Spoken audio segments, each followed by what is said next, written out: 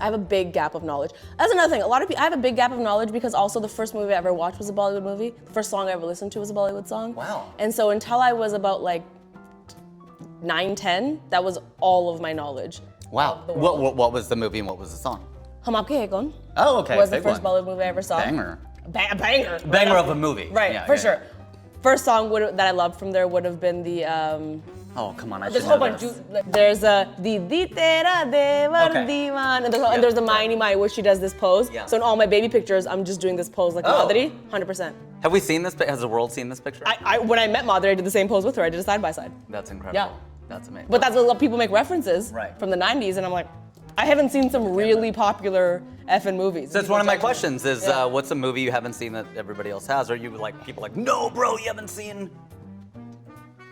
Okay, I'm gonna say this, and I feel like everyone's gonna kick me out of this room. That's fine. Hey, I asked the question. People bring up this movie.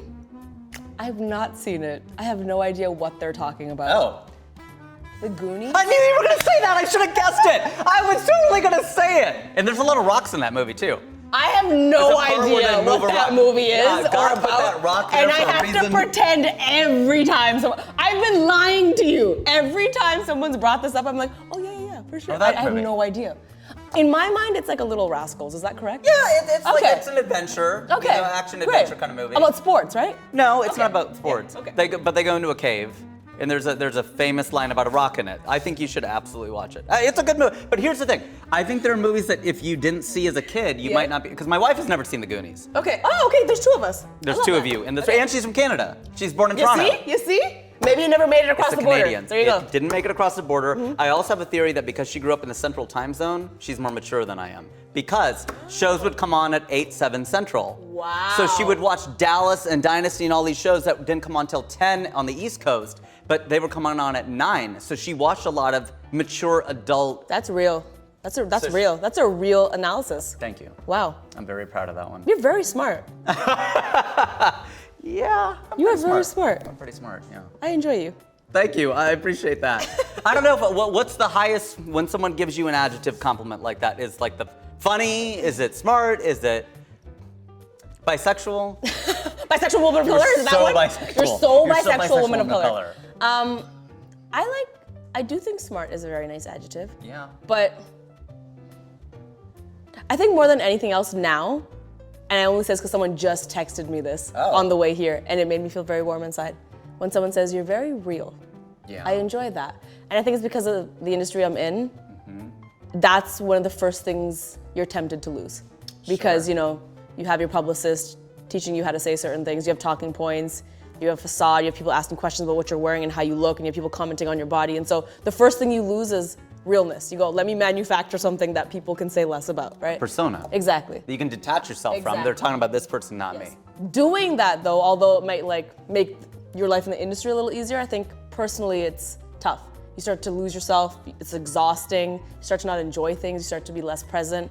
And so I really do take it as a compliment when someone says, I feel like you're being very real. I got that vibe immediately about you. Really? Absolutely, really, yes, absolutely. I appreciate that. I wasn't always like that. I feel like it's been hard earned.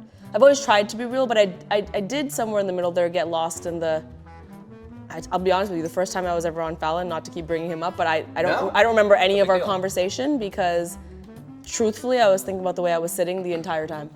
You think that's common though, probably, for the first time someone's on The Tonight Show. But it's because like my stylist was like, you're wearing this outfit, you have to sit with your right leg over your left. That's how the camera looked best. And it was all these like, you have to hit these talking points. I just remember sitting there being like, is my outfit in the right spot? Like, am I? And I don't remember any of that conversation. It's crazy the things that you convince yourself are important in moments where if you take a step back, there's something way more important. Right? Enjoying your first experience, being head in the game, you know, all those things. It's crazy. I deal with that on a daily basis. It's become harder for me because that's what people say in stand-up too. You should find an aspect of yourself and amplify that. And then I said, well, I just want to be a real person who talks like I talk. And if you find a thing though, you go so much further. If you create a character, if you, whatever it is, you find a voice, you find a cadence, you find a wrinkle, you find things. But I'm like, yeah, but I'll never, stand-up comedians are the only people who can fill a stadium based on their thoughts. Yes, exactly. Like not even with a guitar or anything. You could stand there with a mic and they can stand there and talk.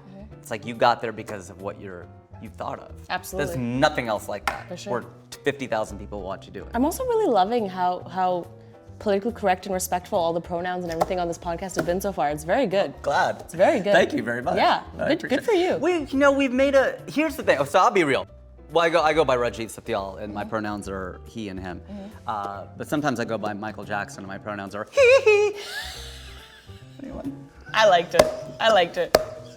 It was pretty strong. I would buy a ticket. I'm glad. I thought it was pretty good. Yeah. I was happy with that one. I was concerned where you were going with that for you're a like, second. where's it gonna go with it? There was a moment of doubt, and then you brought it back strong. My interest has always been piqued around gender issues in general. I've always found them really fascinating. What people are not able to do, what they are able to do, all of that stuff.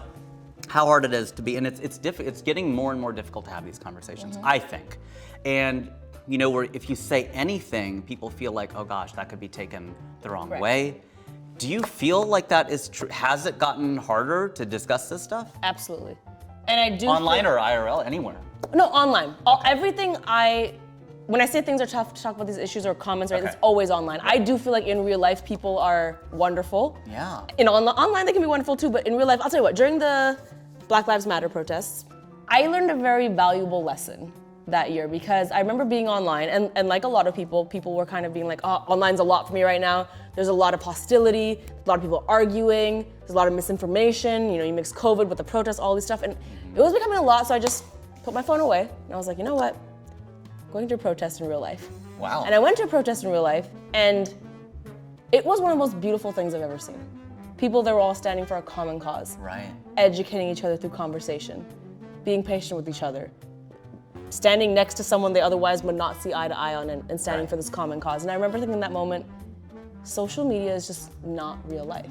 It's truly not. All the discussions that happen on there are important and valid, but they're not conversations. They're just opinions and statements. Because a conversation is that I'm listening, I'm learning, I'm receiving, that's a conversation, right?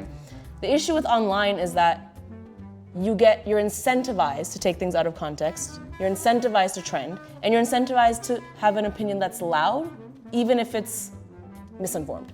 The most outrageous one. It'll get bumped up to the top. 100%. It'll get amplified. And people are. That's why things have gone so. It's part of the reason why. So I don't think the conversations. I don't want anyone listening to think, oh, social media doesn't play an important role in conversations. No, I've learned so much of social media. I think it's such a powerful tool. But for as long as people are incentivized to tear people down because it elevates themselves through numbers and through followers and all this stuff, it's never going to be a place where genuine conversation can happen. True. So where does that happen? Right here. Right here. On your podcast. That's what's right here in this room. That's what I was podcast. hoping for. Because if you correct me and teach me something, I can actually hear it and understand, and it's not like you're attacking me. It's not like someone over there is inserting themselves in this conversation, saying something. We're actually learning and we can vibe. I've also had many instances where people I follow have said things online, and I'm not the one that will ever argue with someone online or I'm like, same. You do your online. But if I see them in person again, and I might ask them about that, like, hey, so I saw you post this, really interesting. Tell me about that. More often than not, that person goes, nah, man, that's just for the internet. Oh, no. And I'm like, that's another issue. Here's an example. I've had many friends who have acted very frustrated about lockdown or about the vaccines or about any mandates, have complained about it all over social media. These are against my rights, I don't trust this, I don't do this. They never responded, to each their own. Saw them in person the next time, at an event you had to be vaccinated to get into. And I was like, oh, so nah, man, I'm fully vaxxed. And it's like, I know. It's like all of Fox News. Yeah, you know what I'm saying? And it's like, so you have this outrageous persona with a lot of opinions online that's garnering you a lot of buzz, but you don't live this. That's the internet. For the longest time, I've always wondered: is it worse to not know, or is it or to know and not do? Like if you don't know something, you're just ignorant, not willfully ignorant, but ignorant. Or then it's like, no, but that illustrates why it's so much worse to know and not do. Yes. Because you know effing better. Yes. And you are monetizing whatever you're doing. Correct. That's so wrong. Yeah.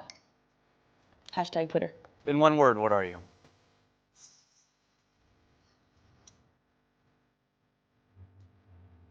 Human.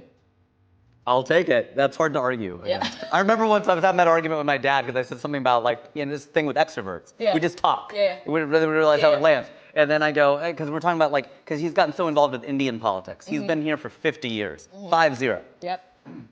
I go, Dad, are you more Indian or American? You know, ethnicity, nationality, all this stuff. And he goes, what are you? And I go, well, look, I mean, I'm probably American first, human second. How can you be human second? How would that sort of thing? I mean, sometimes Americans don't seem human. No. So I just, And we're so American that's kind. We can't Yes, see other yes, humans. So exactly, that yes. maybe is a thing. Tell stories that matter. Stories that have never been told before.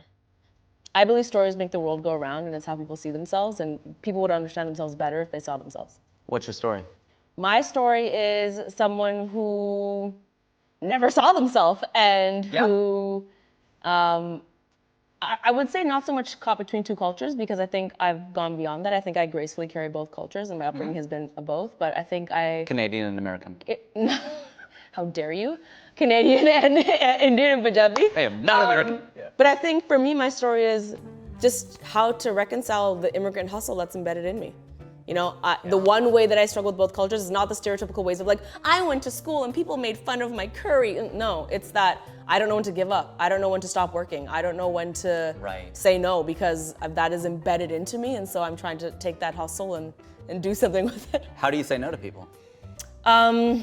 Clearly I can't, I'm here. Yeah, you're here. Like, say yes to anything, you know, obviously. No, I think I have just learned the importance of rest. You know, I tried to replenish. I tried to do everything before, and I think in 2015 I pulled lots of all-nighters and I worked, and now I believe that I don't have to work less, I have to work smarter. Right. I have to have a good team. I have to make sure that I, you know, schedule things out in a way that's possible, that's not gonna drive me to burnout in a year. You know. What do you see as your role in the South Asian community? I would say construction worker, for sure. Yeah. It is my 100% mission to pave a path for South Asian people. For a while, I thought that was a selfish statement. I think for a while I was... Why? I don't know, I was convinced. I think on YouTube I started making videos that were very, very Desi-centric, and then for a while I went universal. I was like, oh, I'm gonna make more universal concepts, and I still enjoy doing that, but I think I did that because I was like, oh, but we all like are kind of the same and we can all relate to things. And while that's true, as I progressed in the industry, I also learned that, oh, I'm still getting told in a room that my mom's story is not relatable. Like, oh, I'm still getting told that people won't understand this joke. And I realized the more I got in the industry, how much more work there is to do that I think before I didn't realize. And so now I want to be a construction worker. Like, I don't want it to be that years from now, a brown girl sitting in a room and there's 20 white guys being like, no, we just don't really vibe with your story. It's like, why would you vibe with the story? It's about an Indian girl hitting puberty. What the F do you know about that? No, it's about a bisexual woman of color. It's about a bisexual woman of color, god damn it. Why would you relate? But yeah, I'm a construction worker. I'm very passionate about seeing South Asians win. And I'm gonna try to do everything in my power to make that happen.